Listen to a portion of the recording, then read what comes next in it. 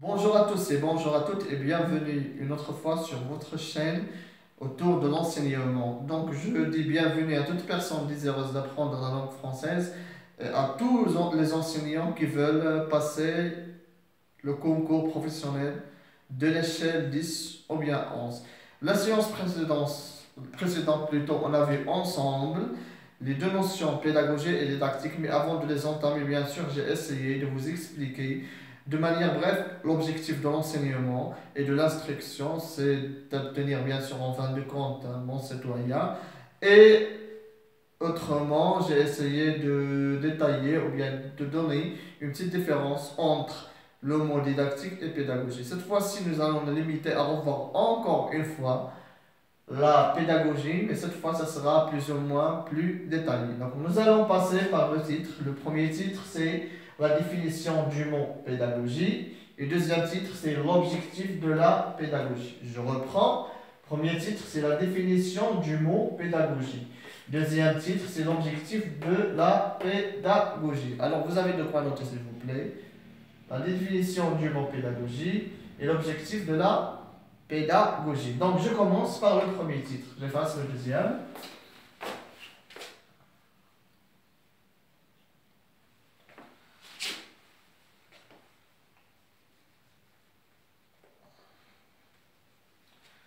Alors, regardez, pour la définition du mot pédagogie, si on voyage dans le temps, c'est-à-dire durant l'Antiquité classique, nous allons voir que le mot pédagogie désigne une distinction de rôle entre le pédagogue qui est le directeur actuellement et les professeurs. Quelle est la différence entre les rôles de ces deux personnes-là? Alors, ça veut dire quoi? Ça veut dire que le mot pédagogie peut être divisé en deux syllabes. Péd et ago. Ça veut dire... Alors, pour péd, il désigne l'enfant. Et ago désigne conduire et mener. Mener qui? Mener bien sûr l'élève.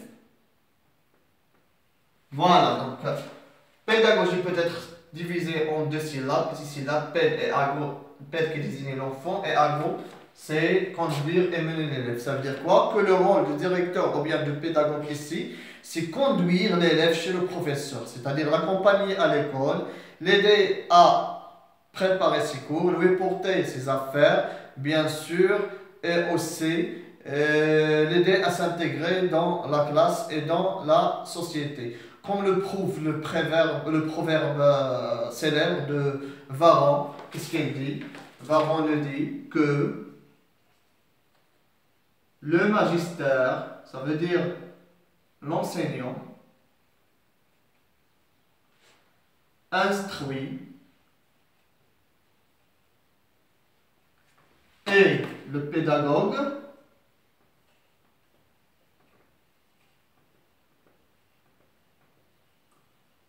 éduque.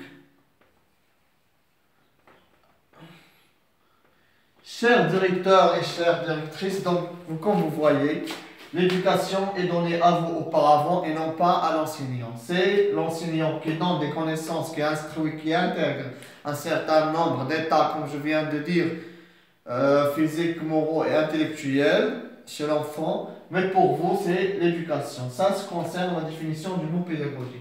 Maintenant, nous allons passer au deuxième titre. C'est l'objectif de la pédagogie. Allons-y.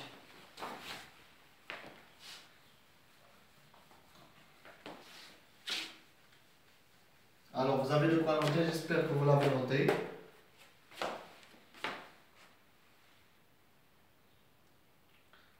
Donc, voilà. Surtout le proverbe de Varan. Et je passe.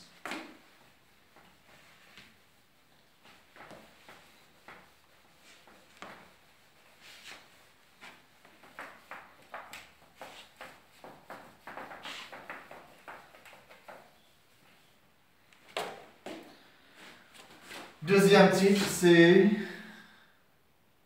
l'objectif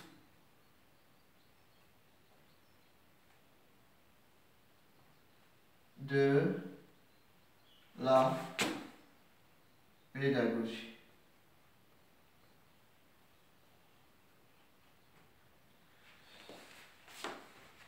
Pour étudier l'objectif de la pédagogie, nous allons essayer ensemble de préciser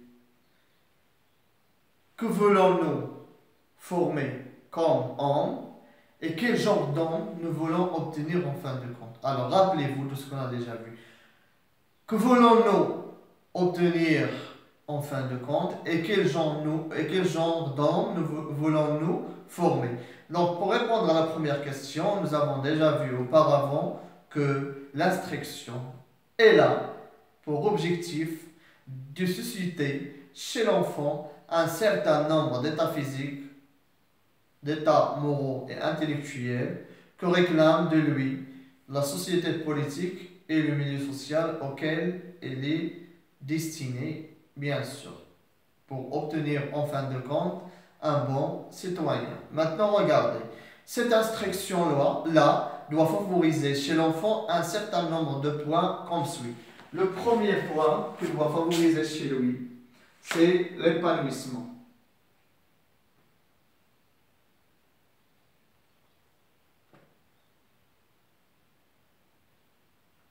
Alors, l'épanouissement, comme vous le savez, bien sûr, l'épanouissement, ça vient du verbe s'épanouir, et c'est-à-dire instruire ou bien construire chez l'enfant, ou bien motiver l'enfant et l'aider à avoir des utilités positives qui lui permettent d'être en même temps un individu et un membre de la société. Donc l'évolution sociale est inséparable de l'éducation, mais c'est une force qui la détermine. Ça, ce qui concerne l'épanouissement. Deuxièmement, c'est la culture générale.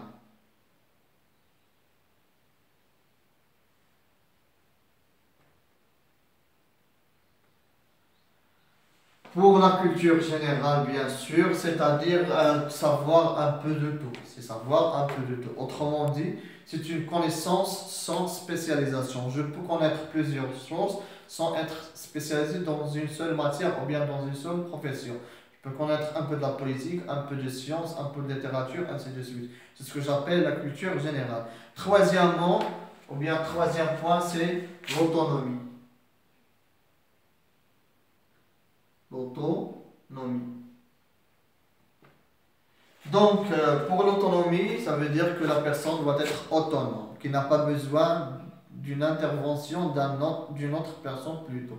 Alors, pour l'autonomie, l'éducation est là pour permettre d'accroître les utilités ou bien les énergies utiles et constructives de la personne et de l'élève quand vous connaissez pour construire ou bien pour avoir en fin de compte un individu responsable, utile et positif dans la société. Et finalement,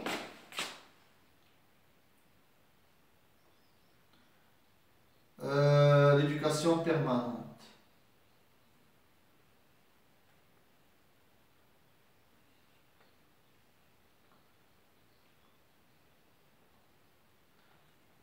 Dans ce cas-là, l'éducation, ou bien le but de l'éducation est de permettre à toute personne de n'interrompre jamais son éducation. C'est-à-dire que l'éducation ne s'arrête pas, que les connaissances ne s'arrêtent jamais, qu'on est là pour apprendre toujours. Tout ça, on l'appelle les finalités de l'éducation.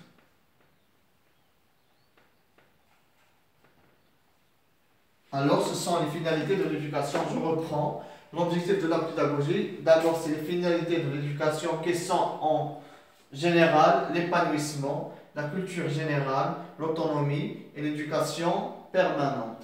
Deuxièmement, toujours au niveau des objectifs, nous allons voir ce qu'on appelle le deuxième objectif, c'est alors les conditions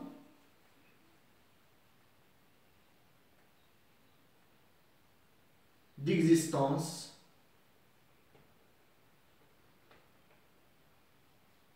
de l'action éducative.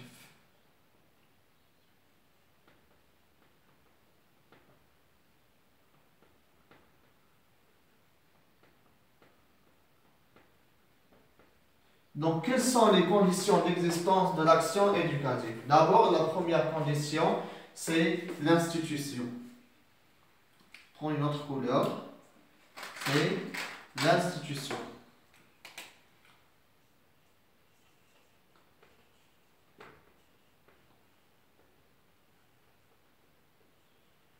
Alors, ça veut dire quoi l'institution? C'est d'abord l'école,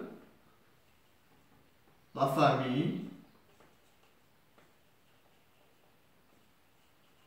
les clubs. Sans école, sans famille et sans club, on ne peut pas avoir de l'éducation. Deuxièmement, c'est les contenus. Donc, qu'est-ce que j'entends par le contenu? Ce sont, ou bien c'est l'éducation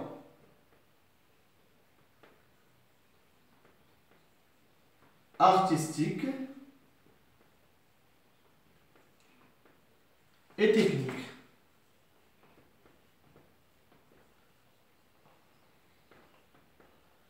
D'où l'art est introduit et inclus dans l'éducation en plus de la science technique. Et finalement, alors nous avons l'institution, les contenus et finalement les méthodes.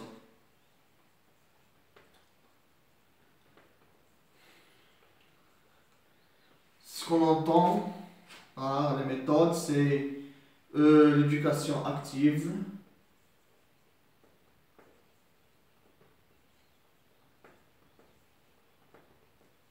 et sensorielle.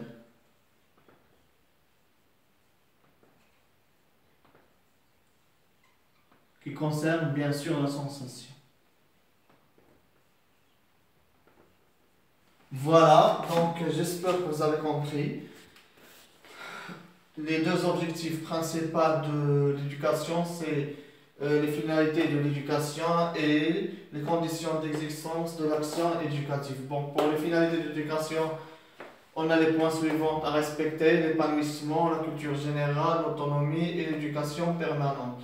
Pour les conditions d'existence de l'action éducative, c'est l'institution, l'école, la famille et les clubs, les contenus, l'éducation artistique et technique, les méthodes d'éducation active et sensorielle. Merci de votre attention encore une fois. Je souhaite, ou bien j'espère que vous avez bien compris aujourd'hui quelques notions et quelques néologismes sur le mot pédagogie. Alors je vous laisse en beauté, espérons qu'on se retrouve en bonne santé la semaine prochaine et au revoir.